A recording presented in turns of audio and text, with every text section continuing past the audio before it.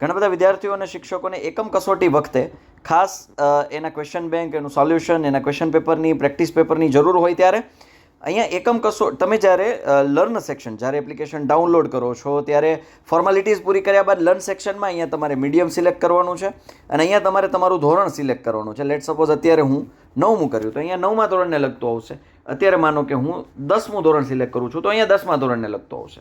તમારે અહીંયા જવાનું છે એકમ કસોટીની પ્રશ્ન બેંક અને સોલ્યુશન.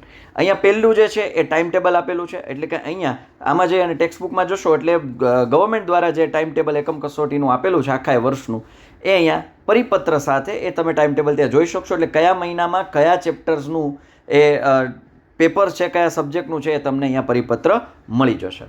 ઓકે, હવે નીચે અહીંયા જોઈએ, માનો કે 12 તારીખે કોઈ એકમ કસોટી છે તો 12 તારીખે એકમ કસોટી જે લેવાઈ ગઈ છે એને ટેક્સ્ટબુકમાં જોશો એટલે કે આ ગવર્મેન્ટ દ્વારા જે ક્વેશ્ચન બેંક આપેલી છે એ ગવર્મેન્ટની ક્વેશ્ચન બેંક છે, અહીંયા તમને જોવા મળશે. ઓકે, હવે માનો કે 26 તારીખે આવનારી એકમ કસોટી છે તો એમાં માનો કે તમે મટીરિયલ કરશો તો અહીંયા પ્રેક્ટિસ પેપર આપેલા છે. મેથ્સના અને સાયન્સના એસએસના 3 પેપર્સ આપેલા છે, પ્રેક્ટિસ પેપર. એને તમે અહીંયા અંદર જોશો એટલે તમને અહીંયા ક્વેશ્ચન પેપર વિથ નવા પેજથી એના સોલ્યુશન, એટલે પ્રેક્ટિસ સારી રીતે કરી શકો. હવે માનો કે આને ડાઉનલોડ કરવું હોય તો કઈ રીતે કરવું, તો કે અહીંયા બહારથી જ, ઓપન કર્યા બાદ નહીં, ઓપન કર્યા પહેલાં અહીંયા બહાર જે શેરનો ઓપ્શન છે એ ક્લિક કરશો. તમે વોટ્સઅપમાં કોઈ પણને તમે જ્યારે શેર કરો છો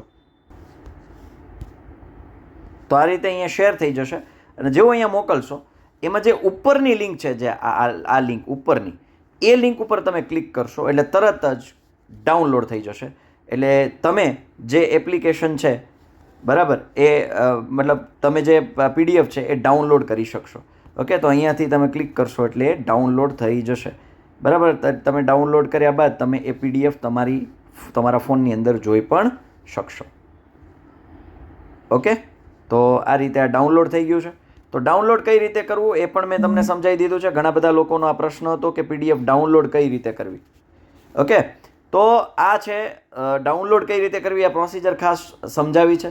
બીજું, તમે આ પેપરને શેર પણ કરી શકો છો તમારા મિત્રો સુધી, જેથી કરી એ લોકો પણ તૈયારી કરી શકે. લેટ સપોઝ એસએસનું એક પેપર છે એને તમારે તૈયારી કરવા માટે મોકલવું છે તો એ શેરનો બટન ઉપર ક્લિક કરી અને વોટ્સઅપમાં છે તમે શેર પણ કરી શકો છો.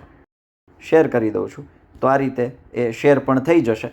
તો આ રીતે તમે કોઈ પણ પીડીએફને શેર કરીને તમારા મિત્રો સુધી પણ પહોંચાડી શકો છો. આશા છે તમને આ વિડીયોમાં પૂરેપૂરો અંદાજો આવી ગયો હશે કે કઈ રીતે આ એપ્લિકેશનને આપણે યુઝ કરી શકીએ એમ છીએ અને આપણું રિઝલ્ટ છે એ સુધારી શકીએ એમ છીએ. તો થેન્ક યુ સો મચ.